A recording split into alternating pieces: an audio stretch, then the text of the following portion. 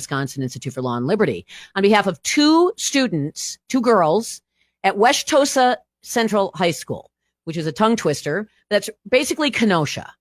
And these two girls were forced to disrobe in front of a boy. These two girls were also harassed by this boy. But it's the Title IX complaint comes from their complaints to their administrators, their gym teacher, their main administrator, their superintendent, their complaints being rejected by these adults. And that's a federal civil rights violation under Title IX. So I have Lauren Greuel, and I hope I'm saying your name right, Lauren, who's from the Wisconsin Institute. Are. Excellent. Who's from the Wisconsin Institute for Law and Liberty, who filed this complaint on behalf of these students. Describe what was going on in the school. We all heard about the Deerfield, Illinois situation. This, if you actually read the details and we can't get too gross, is worse, if you can believe it. But tell me what was going on in Wauwatosa Central High School.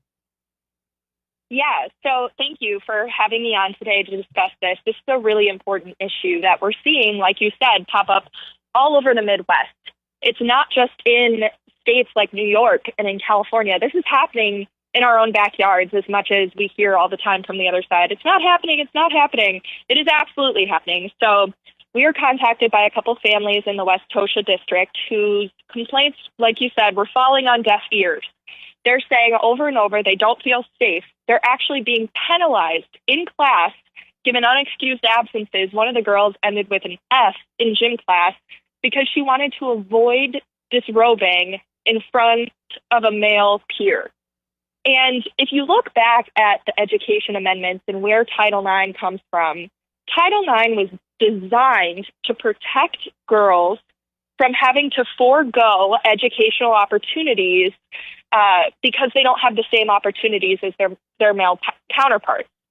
And now we're seeing that these girls are unable to participate in their gym class to the point where they're actually failing out of the gym class because the school is catering to a male student who wants to be in the girls' locker room. And that's just not fair. By the way, and I will just say to be as compliant and gentle as possible, this boy was frequently fully nude. He's 16, was frequently fully nude, and was frequently touching himself. And one of the girls, according to Kenosha County Eye's story, who told him basically put it away. Again, I'm trying to be euphemistic here. He shoved her, so he attacked her for just basically stop doing this. And when she complains about this, her gym teacher basically says, suck it up. Stop being such a drama queen. The administrators say, oh, you're bullying. You actually wanting your privacy protected, you're bullying. They actually use the word bullying to describe the behavior of the girls complaining about the boy. Exactly right. And think about this. It is your daughters, your nieces, your aunts. These are people that we know that are in regular Wisconsin, good old Midwestern public schools that are experiencing these things, right?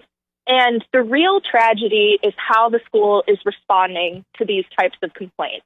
We have an administration now in place that takes these types of complaints really seriously, so we're really hopeful that either Secretary McMahon or Pam Bondi will investigate this allegation, because the way that the school is handling it is really the sticking point here, is really where the issue is. Well, and they lied to the parents, too. They said, okay, we won't have the boy in the girls' locker room anymore. A girl comes back to school, the boy is in the girls' locker room. They shined on the parents. So, and then when they put out an email, I believe this was the email part of the complaint, they said there were no complaints filed, that nobody had filed a complaint, about safety in the girls' locker room. And that's just not true. And so you've got administrators and teachers who are conspiring to mislead the public. It's gentle, to mislead the public on what's going on, and other parents on what's going on, all the while threatening the girls, harassing the girls, bullying the girls. One girl, it got so bad she had to leave the school, right? She actually couldn't take it anymore and she left the school. That's right. Her father felt that it was important that she protect her privacy and her safety to the point where she is now participating in a home-based program as opposed to being able to attend public school. And again, that goes to the school's reaction of how to handle these situations. The fact that a child has to choose between attending a public school and their safety is just unacceptable. I agree with you on that. Another thing, they attempted workarounds, right? They tried to use a family bathroom or changing area, and then they were stopped from using that.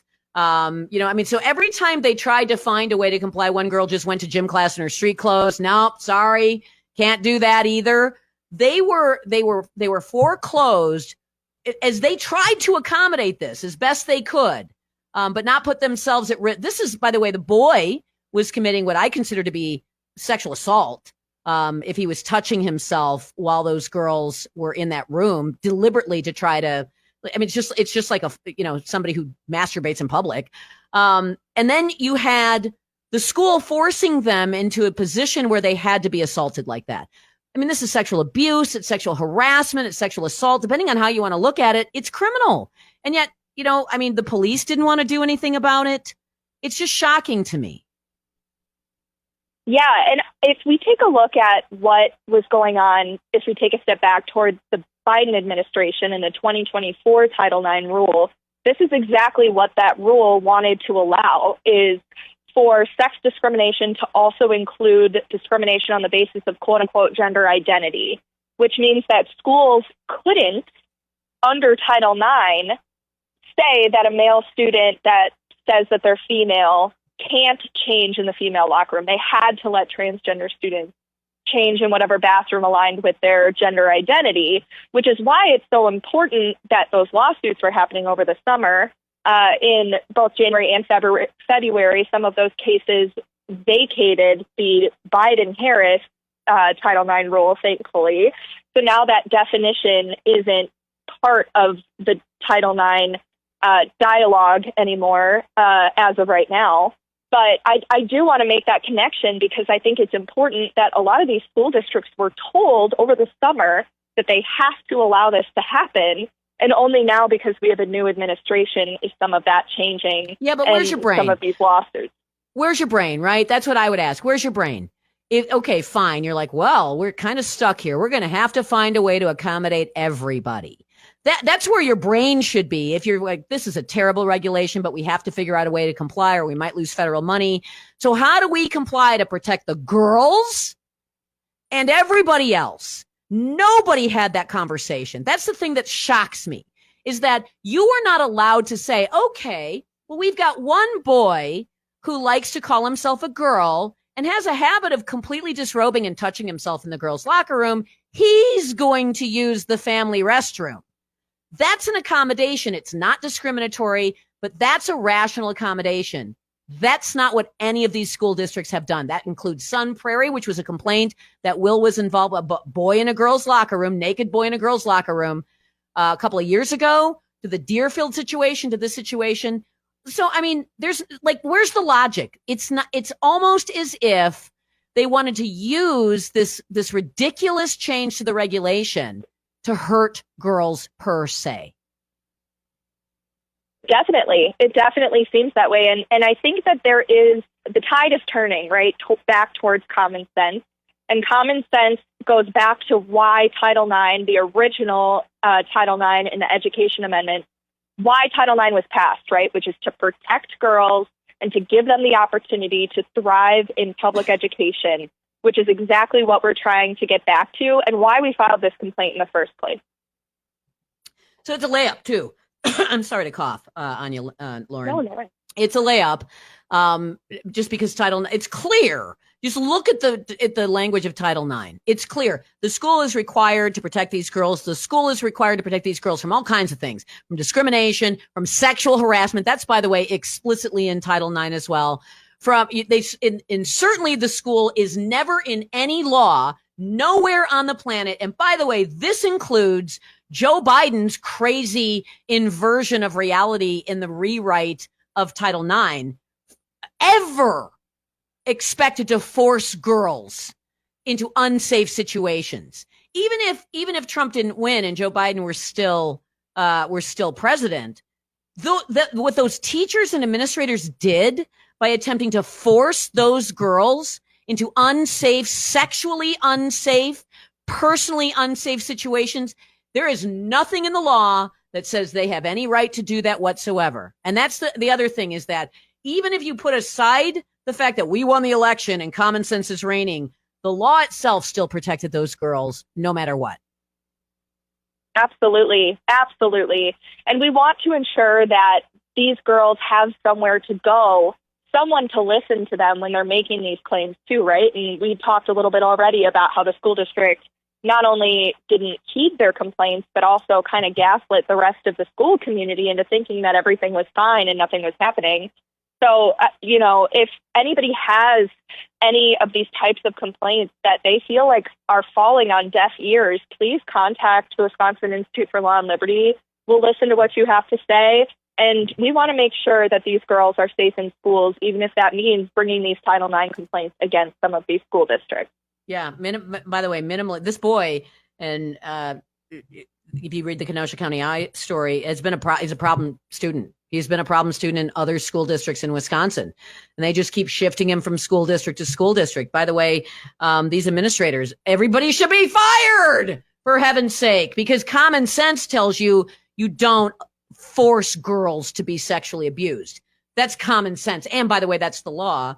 Last question for you, Lauren. Now that the Department of Education is winding down, that portal to report these violations that was up on the DOE website where's that going? Because I like to give that out to people who might want to just file a complaint. Maybe it doesn't rise to the level of a will action.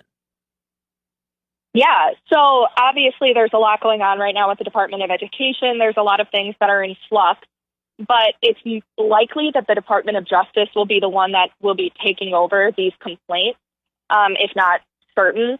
So you'll see in our complaint, we sent it to both the Department of Education, but also to the DOJ, because that's likely where some of these investigations will be taken over. And I do want to just expel any fears really quickly. Title IX was enacted before the Department of Education even existed. So Title IX is not going anywhere. These protections for girls aren't going anywhere. The mechanism in which they are investigated might change just a little bit, but Title IX is around to stay, and it's around to protect girls.